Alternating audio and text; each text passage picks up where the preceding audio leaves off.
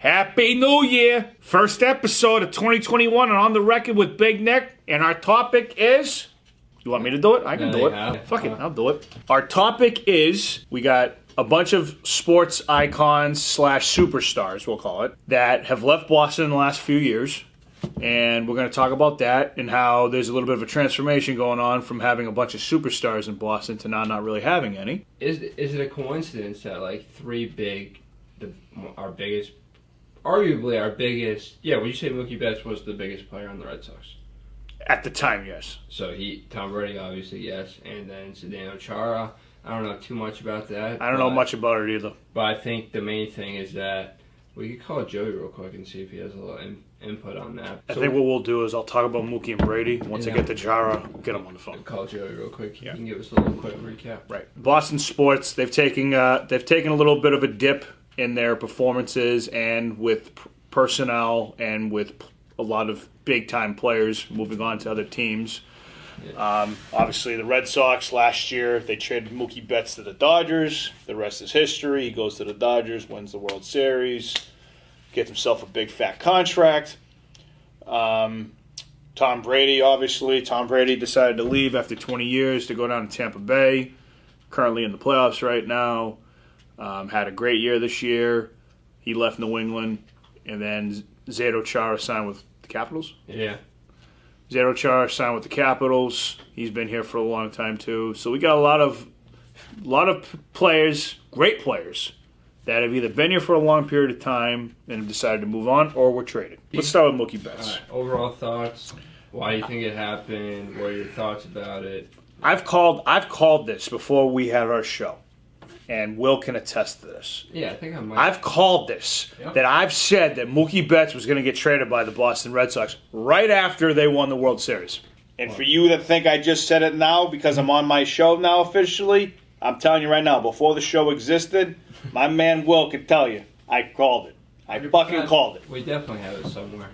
I called it. I remember that. Okay. Will definitely remembers that. Yep. Wouldn't expect you to remember that. Coincidence? Nope. Big Nick's hit it right on the money, just like he hit the Tom Brady one on the money. So why do you think that Mookie was going to get traded? He was going to get traded because he wanted stupid money. Yep. And the Red Sox weren't paying it. Okay. Now, we don't know what happened behind closed doors. We don't know if the Red Sox lowballed him like they did to Lester. There's reports out there that they offered him $330, 10 years. He wanted 12 and $420, which he didn't get $420. He got the 12 years, but he didn't get the $420. You got to remember that that's a lot of commitment to one player for a long period of time. No matter how great he is, it's a lot of money and a lot of years, and people fall off very quickly. I don't fault the Red Sox for that deal. I really don't. I don't. Because as great as he is now, give him like 5 or 6 years, he will not be the same player. So it's like we talked about earlier. You're paying for the front half of that contract. The back half was for the front half. And it's going to be worth it for the Dodgers. They've already won one World Series. Yeah. They're going to win another one. And everyone says, well, they didn't get as much as they should have got back for him. I don't necessarily agree with that. I mean, Alex Verdugo is a pretty good player. I think he'll be a very good player for the Red Sox. The couple other guys they got, there's only so many suitors they're going to give him that kind of money. Yeah. So you'd rather trade him for something than have him walk away for nothing. Yeah. So, and I think even if Mookie Betts was on the team last year, they still wouldn't have made the playoffs. Okay. I think they would have done better, but I don't think they would have made the playoffs. I wish all the best to Mookie. I got no ill will to Mookie. Yeah. He's just trying to do what he needs to do for himself. No ill will to that. And, all the best to you in LA. And obviously it's been off to a great start. You got one championship under your belt. All right, cool. So then let's go to Tom Brady. Tom Brady. What's the difference there between Tom Brady? All right, so this is your difference. Mookie Betts is a superstar. Yep. Tom Brady's an icon. Tom Brady's a legend. Tom Brady's the GOAT. Hands down. Yep. As much as I hate Tom Brady right now, I still got mad love for him for what he's done in New England. Let's be clear about this. I hate him right now. But I also love him for what he's done for the Patriots and respect what he's done for us, and I always love him for that. And I'll probably love him again once he retires. But I can't root for you when you're on another team. I can't do it. You stay a Patriot. That's what us Patriots do. We stick together. It's really unfortunate how that went down. Because if they really wanted to make it happen, they could have. Now, everyone says Belichick wants to prove he wants to play without Brady. Brady wants to prove he can do it without Belichick, blah, blah, blah. At the end of the day, he's 43 years old. And as great as he had a season this year, you don't know when it's going to start to... And I'm not taking anything away from his success this year. Mm-hmm. But you have to also remember, Tom Brady at 43 has got his best offense he's ever had in his entire career. Okay. If he didn't have those players around him, he ain't fucking the player he is. No way. And I'm going to tell you why. Look what he did with New England last year. He couldn't do nothing. Did nothing. I mean, don't get me wrong. He carried you to the playoffs. Yeah. But you also had a good defense. It was a lot of, close games. A lot of, your defense had a lot to do with last year. Mm-hmm. When I say last year, I mean 2019. Okay. Because theoretically, this season is this season still. All right. So technicalities. Do you think that the Patriots would have made the playoffs if they had Tom Brady this year? No. No? No, because I think the Buffalo is just too good. Okay, so... I think they would have been 10-6. Okay. I think they definitely would have won at least 2 or 3 more games. Okay. Like they would have won the Bills game the first game. Mm-hmm. They would have won the Seattle game because Tom Brady knows how to win those kind of games. And there's definitely some games in there. Like the Denver game, he would have won the Denver game. I mean, there's just different things that would have happened. But at the same time, it wasn't meant to be. And here's the thing. At the end of the day, it was going to happen. Yeah. If it was last year, next year, year after. You were on borrowed time with Tom Brady. You've been on borrowed time for at least a couple of years now. Yeah. And you don't know. It's unfortunate, but you got to also remember 6 rings, 9 Super Bowls, I think it was 17 division titles. Yeah. Kind of hard to argue that one. Yeah, so what was the bigger... So what would you say made a bigger impact? Mookie leaving the Red Sox or Brady not even close. It's Brady leaving the Patriots. Okay. This is not even close. And why is that? Because the Patriots have no quarterback now. Mm. And as we've all seen this year, they've taken a significant decline because their quarterback play wasn't there. Now, let's be very clear. They have a lot of holes on that offense. Yeah. They don't have wide receivers. They get no production out of their tight ends.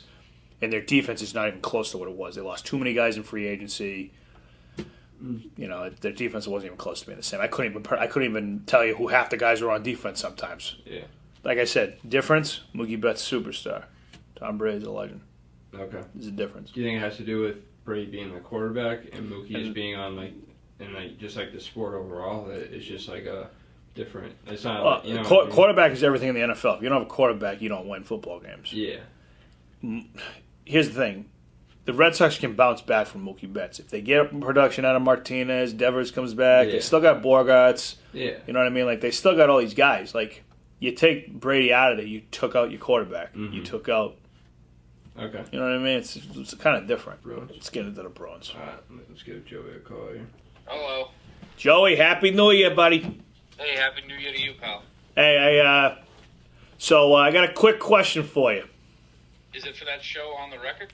Yeah, I think you've heard of that thing before. I don't know if you've. I've been meaning to check that out. So we're currently on the air right now. All right. No surprise here. Nope. So obviously Casey's already informed you that we were going to give you a call about Zdeno Chara. I don't think I did. Did you? He did not. He did not. You're making me look fucking bad, Casey. I know Joey likes surprises. Joey's a team player. He's always down to talk about the Bruins. Why do you think I'm talking to him and not you right now? All right. All right. Apologize for his ignorance, Joey. Apologies.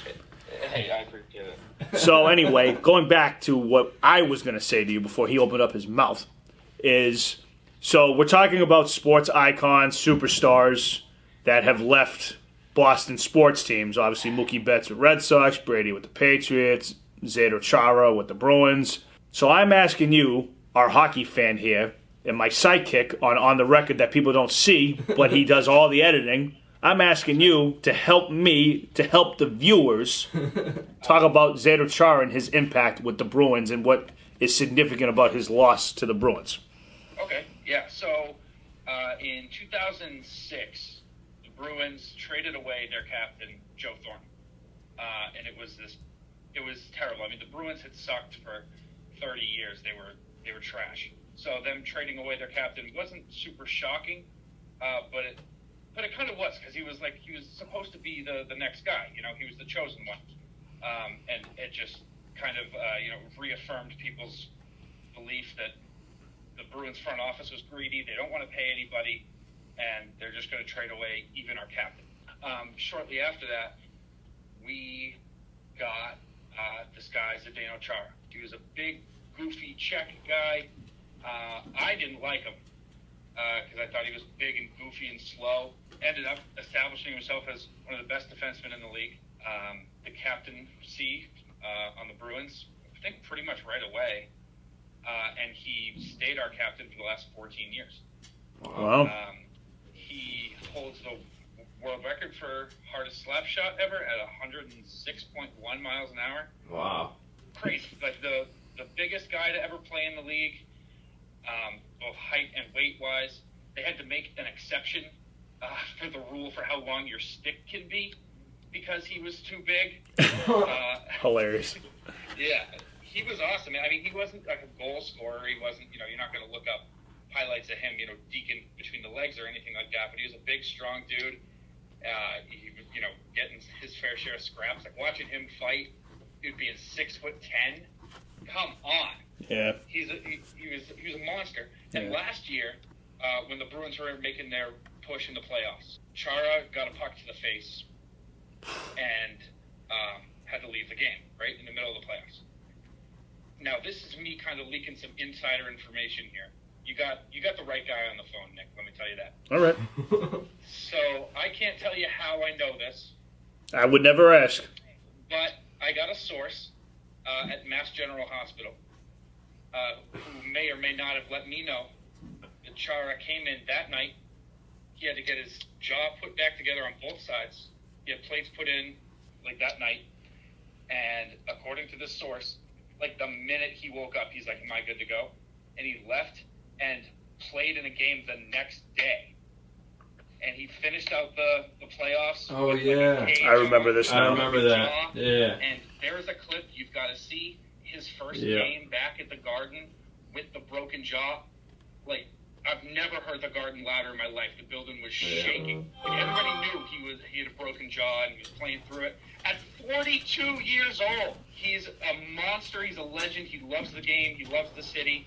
And Boston Bruins couldn't be bothered to pay him $800,000, Nick. Yeah, that's asking for. yeah, that was kind of ridiculous. I mean, that's For 1 year, $800,000. You're captain of 14 years. It's turncoating, dude. It's backstabbing for the front office to say, why don't you go kick rocks? Yeah, well, you could say the same thing about the Patriots and Brady, so you could say the same thing. So, Yeah, but I am. so, How much impact do you think the Bruins are gonna be affected by Chara leaving? So they're going to be a lot younger because, like, the thing is, Chara's going into his age 43 season, so he wasn't going to be super awesome, but what he was going to be was a leader and a mentor and teach the really young defensive core that we have now. It's going to be. I think the team is going to suffer big time, to be honest with you, and they have to play Chara 8 times this year. so I'm gonna take a wild guess that you're not a fan of the move. I'm not a fan. No, I was never a huge fan of Chara, but I think it's disgusting to not pay him $750,000 to have your captain stick around, retire as a Bruin, hand the captaincy off to somebody else, put his jersey in the rafters. Like, he's earned that, man. He deserves that. I think it's disgusting to say, no, we can't pay you less than $1 million, dude. That's Get fucked. out of here. That's so fucked. Unfortunately, that's life, Joey. Unfortunately. I'm going to go buy a jersey. Get the hell out of here. Yeah.